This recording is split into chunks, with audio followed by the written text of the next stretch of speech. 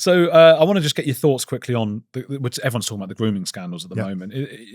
Your experience with the police, is it actually feasible that police have been looking the wrong way with regards to Muslim grooming gangs in particular? Yeah, absolutely. I mean, the thing is the hate crime legislation or the guidance, is such that if you use the term Muslim grooming gang, then anybody at all can turn around and say, you have just committed a non-crime hate incident. Just for that, saying Muslim grooming gang? Yes, 100%. I've said it 100 times, recorded. Yes, absolutely. Don't get any ideas, people. But watching. You just associating, because remember, to record a non-crime, it's all about perception. There doesn't need to be any objective evidence to support the claim. It's all about perception. That's the reason why. And that's why they've done this ridiculous thing of calling it Asian grooming gangs. Hold on a minute. So you're quite happy to demonize several billion people when you know, and I know, we all know that it's a certain sector of, by and large, Pakistani Muslim men who are committing this. But no, we can't call it that. We've got to call it Asians, which means it could be somebody from China or Singapore. It's not even fair. It's not fair on Muslims of just not Pakistani origin either. Really, no, it's not fair. I mean, my very good friend Hardeep Singh. It's not fair on. Is he Muslim? No, he's Sikh. Yeah, he's Sikh. Yeah, it's not fair on him because he's. Well, they're pissed off. The Sikhs are pissed off. Oh, the Hindus are pissed off. They're extremely pissed off because we all know now. There's an old Chinese proverb that says the beginning of wisdom is to call a thing by its proper name. And we will not solve this until we call it what it is. And this is a imported, maybe not this generation, but 1, 2 or 3 generations. It's an imported problem, and it's based on the mindset of Pakistani Muslim men and their view of women in general, and in particular, kafir women, white women, who they consider to be simply meat. It's as simple as that. As Jack Straw said, these men view these women simply as meat. Now, we have to start acknowledging the problem and calling the problem what it is. In policing, you narrow things down, don't widen them up. You're all the time trying to narrow things down so you've got a particular group to focus on. We know who it is. We know who's doing this. And that's why I do not understand. Well, I do understand.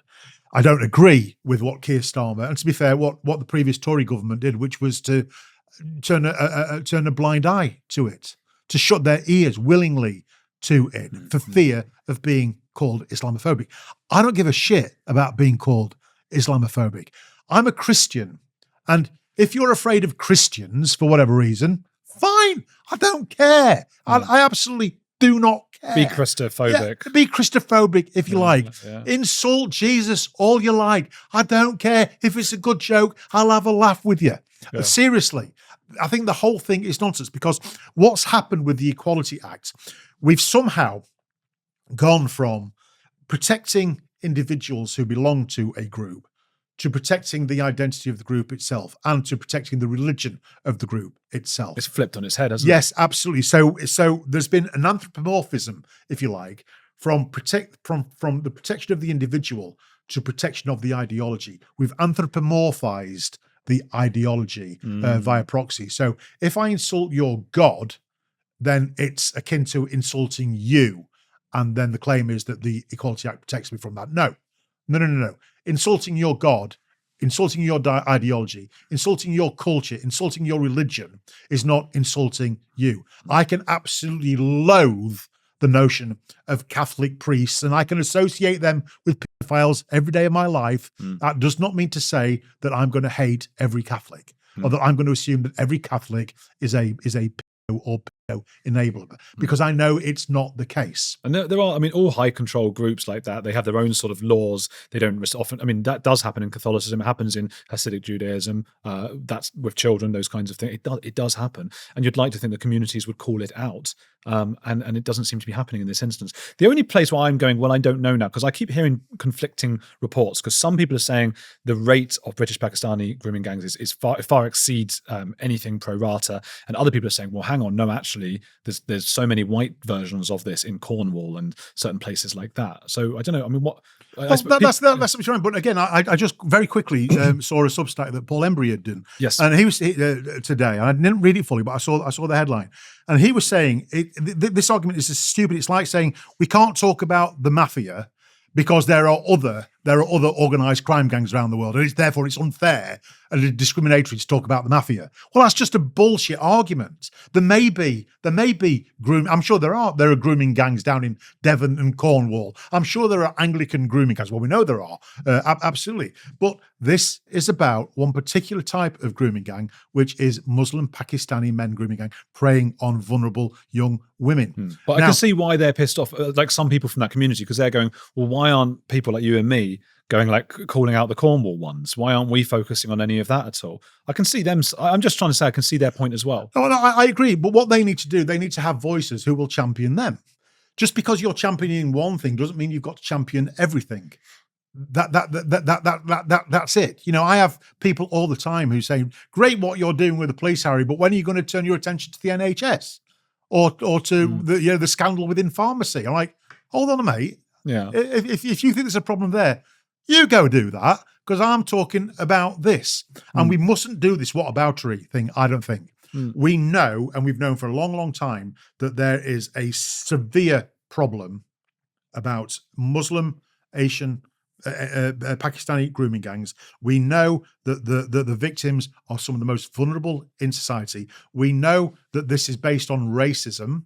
Not reverse racism, but racism. When a Pakistani looks at a white woman on the basis that she is white and says, "You're fair game for raping," that's not reverse racism. That's racism. It's just straight up racism. So let's deal with the problems as we find them, and let's not do this. Well, what about them over there? What about them over there? Okay, if somebody needs an inquiry about that, go do that. If that needs sorting, then get somebody to do that. But right now, what we're focusing on is this. We're focusing on this. And it's about time we did, because what's gone on, I mean, it's plainly obvious to me that politicians have turned a blind eye to this because they didn't want to lose votes by offending their constituents. I think that's the issue, isn't it? That is plainly the issue. The other problem that we've got is that is with Keir Starmer. I think Kemi Badenoch was correct when she said what we need is you to be a leader, not a lawyer, in PMQs the other day. I think Keir Starmer is at his heart, he is a prosecutor. He is a prosecutor. He was the head of the Crown Prosecution Service for good reason. You know, he's a very, very capable prosecutor. Now, the thing with prosecution is it's very adversarial. You're not looking for common ground. You are looking to take on the other side. And the first thing that you have to do is establish two things. You've got to establish guilty action and the guilty mindset. Now, when we look at how he dealt with the riots last summer, he was very, very quick to say what the mindset was, that it was a far-right, hateful mindset. And therefore, the actions that occurred were criminal. And he was very encouraging of the criminal justice system to go all out at them, fast track them through the courts, 2 years for shouting at a police dog, all that kind of stuff. And this is led by Keir Starmer because his mindset is that of a prosecutor, where there is no grey area. It's not about reaching across the aisle and finding common ground. It's about, I'm on this side, you're on that side. I'm now going to prove that you have got a guilty mind, the mens rea, and the guilty action, the actus rea. Therefore, you are a criminal. It's my job, my nature to do that. You contrast that with how he viewed the riots in Bristol, the BLM riots in Bristol a few years ago. To be fair, he did condemn them as criminal. He said it's not the right way to do, but he showed a huge amount of sympathy for their mindset. In other words, he said that their mens rea, their mind was right. The actions were wrong, but the mindset was right. They were doing it for the right reasons. Therefore, it would not have met the criminal threshold. Because if for the criminal, the definition of a crime is guilty mind plus guilty action minus a defense. But when it comes to anything that is remotely right wing or anything that challenges him, he calls it right wing.